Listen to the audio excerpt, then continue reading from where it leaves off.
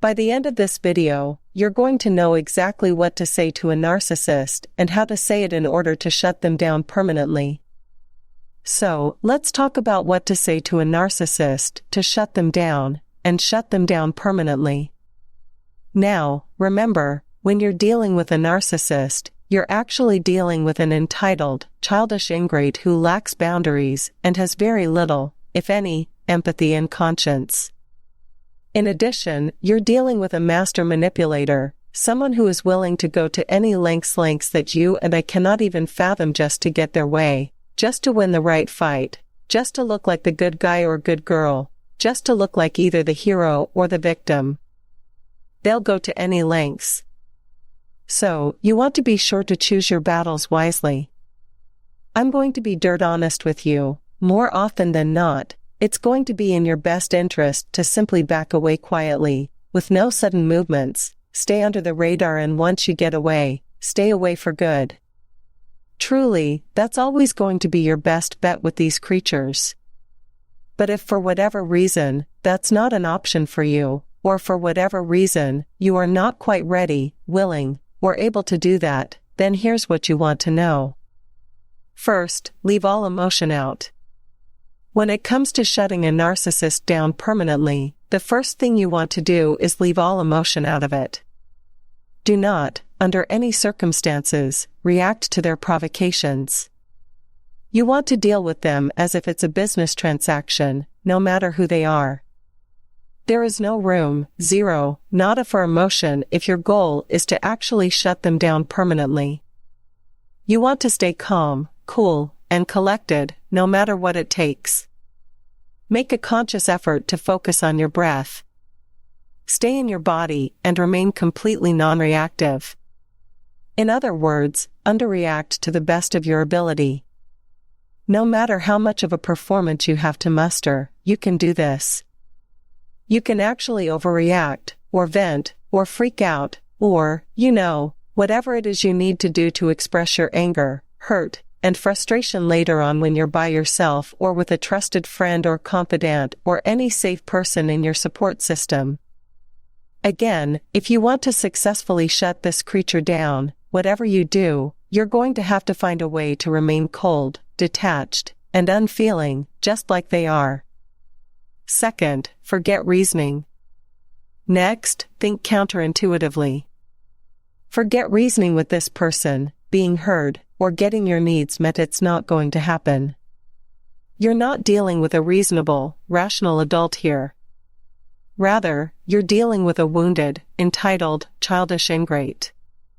You're dealing with someone who, like I said, is willing to go to any lengths to hurt you, to provoke you, to win the right fight, to get their way, to manipulate you, to manipulate the perceptions of others, and to manipulate outcomes. And if they're resentful and motivated enough, they're also going to be willing to go to any lengths to seek revenge on you, whatever it takes. And that's probably the last thing that you need. The truth is, because they lack a fundamental moral compass or conscience, they will go to lengths that you or I cannot even fathom or imagine. They don't have the same emotional response to their shocking attitudes and behavior, which is why they're often so shocking to us, right? They do and say things, they contrive situations and circumstances, they manipulate and play games, leaving great, big, huge chunks of the truth out of the equation. They do all sorts of insane things that you and I couldn't even conceive of, right? So the point is, forget showing up with your big heart and all that love that you carry, and all that empathy that you carry, or forget trying to become a better communicator, more understanding, more patient, more tolerant, and long-suffering. If only I could twist myself into a pretzel enough, maybe I could make this work. Forget all of that. Forget showing up with what you would normally show up with in the discussion with a reasonably sane and healthy adult. Forget bringing that to the table of a destructive narcissist. You're not dealing with a reasonably sane and rational adult here, right? So, everything that you would normally bring to the table of that conversation with a relatively reasonable, sane, rational, healthy human being isn't actually going to work with this person. So, forget all of that. What you want to do is the exact opposite instead. That's what I mean by counterintuitive. Third, shut them down. Now, to shut them down, here's what you want to do. With as much detached, flatline ambivalence as you can possibly muster, use words and super short, succinct, clear, simple statements, like no, or no thank you, or sorry, I'm not available, or so sorry, I can't do that, or I'm not interested, thank you. The point is, no is a full sentence, and it might take a little practice. You might want to practice in the mirror beforehand. But if you can practice delivering the information with zero emotion attached to it, no high voltage energetic intensity coming with it, right? Super ambivalent, super detached, super flatline, super clear, super succinct, followed by silence. Get comfortable with the uncomfortable silence. So for example, no, and breathe. Let the uncomfortable silence be what it will be. Let the word or the super short, succinct, clear, simple statement land and let the silence be what it is. Your job is to breathe, stay in your body, hold on to yourself, you're simply delivering information. Remember, this is a business transaction, right? You're approaching it with that mindset, no emotion. You can also say things like, I understand, or I see, or I hear you, or I'll let you know, or I'll get back to you, or let me see, or let me think about it. Again, short, succinct, super clear, followed by silence. Silence is so powerful. Once we get past the discomfort of the silence, silence is by far more powerful than anything we can even say, believe it or not, right? So be sure to use it, especially when dealing with someone who lands on the spectrum of destructive narcissism. And we're looking to communicate as clearly as possible. You've got zero power or influence over me here, buddy, right? Like you're wasting your time. This is not a yummy target, this is not going to go well for you. Not giving my power away today, right? When that is the message that we want to send to an individual who thinks it's a good idea or it might be a good idea to target us, silence is going to make them far more uncomfortable than you can even imagine.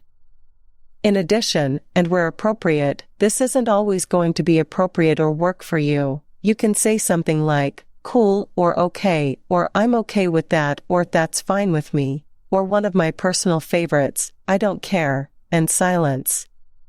Not another word, let it land. If you're feeling brave, you can also say something like, yeah, that's not going to happen, and silence. Watch the narcissist become completely unraveled when they realize they are fully, entirely powerless over you. This is how we shut down a narcissist permanently. You start communicating like this, carrying that detached, flatline, couldn't give a flying bleep kind of energy and communicating in this fashion. Letting the silence be what it is. Pretty soon, they have to go find someone else to play with and you're left alone in peace to get on with your happy, healthy, productive life, to start moving in the direction of a much better life without all the nonsense that they bring to the table, right? Another option will be, of course, to go for good old-fashioned silence right out of the gate, right from the get-go. And I don't mean in a passive-aggressive way, like a covert narcissist would, that's not what I mean. I mean, in a way, and this is all about the energy that you carry, by the way, but in a way that says, I am boundaried. I am not easy prey. I'm not a good target, in a way that communicates you're bulletproof, unshakable. Fourth, defuse the situation. Like gray rock but gray rock, uninteresting, fully uninterested, and fully unaffected and unfazed. What you're shooting for here is to defuse what would otherwise be a high voltage, intense conversation or situation, right? So, that's the goal, you want to keep that in mind, right? You're not looking to antagonize and provoke and make things worse. You're looking to turn the volume down on all the crazy and the insanity to the best of your ability, right? Like you can't be responsible for how they show up, how they react, how they behave, but just know that that is your goal. You're looking to diffuse the situation, not make it worse. And with that said, in so much as you're able, you're going to want to avoid inflicting narcissistic injury and thus, inciting narcissistic rage, right? Like that's never going to work out well for you. So, in so much as you're able, now we can't tell, sometimes, all we have to do is walk into the room and we inflict narcissistic injury without even opening our mouths, right? So like, we don't always have control over that, but in so much that you do have control, right? Like if you can avoid trying to have the last word or get that dig in, right? Or win the right fight, right? Like, bringing your ego to the table yourself. If you can avoid doing that, and if you have the opportunity to avoid inflicting unnecessary narcissistic injury, you definitely want to do that. Fifth, be prepared. Remember, they're looking to trigger an emotional reaction from you, right? So, be prepared to say things like, fine, you're entitled to think that, you're entitled to see it that way, you're entitled to feel that way. When you do that, when you don't engage and get sucked into the toxic vortex, they're literally starved for their hit of narcissistic supply, and it doesn't take very long before they realize you're not a good source of narcissistic supply. So, in so much as you are able, like I said, detached, right, like, hang back, don't get sucked in, hold on to yourself, and keep it in thy language if you have to communicate with these people, either thy language or the we language. It's so easy when we're engaged in, the frustrating, nonsensical, mind-bending, crazy-making conversations with these folks to go into you, right? Like, they really inspire that in us, right? But that's not helpful, and it's certainly not going to help you shut them down permanently. If you're coming at them with you, no matter how right you may be, they're going to feel attacked and backed into a corner. Everything will escalate, and all of this will be much, much harder to do. So, speak in thy language, or if you must, the we language. Keep it there and learn to manage your own energy field. Learn to manage what's going on with you. Don't be sarcastic, stay calm and strong, grounded and clear, holding on to you, refusing to give your power away.